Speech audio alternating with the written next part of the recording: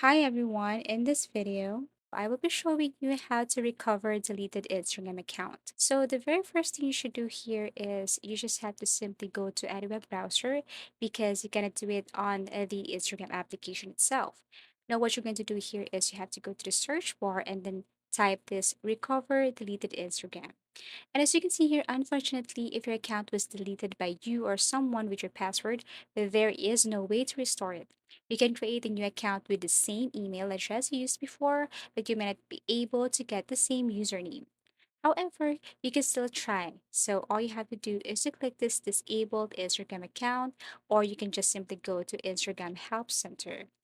So in case that you accidentally just delete it, then you can appeal for that. You can ask for a help. So here, all you have to do is to simply scroll down.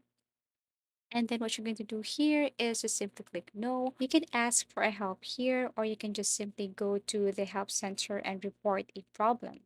Okay, so you can open your Instagram or other Instagram account and then go and tap report a problem and then tell them that you have accidentally deleted the other account. However, if you are here, then you can just simply add a message.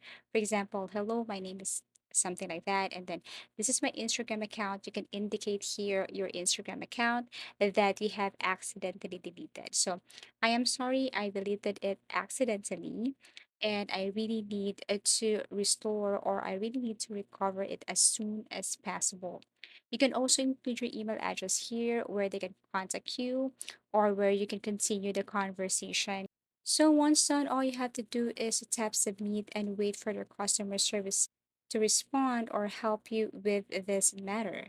If they respond to this message and ask you further or ask you more information or documents for you to restore or recover your Instagram account, then all you have to do is to submit these documents for verification.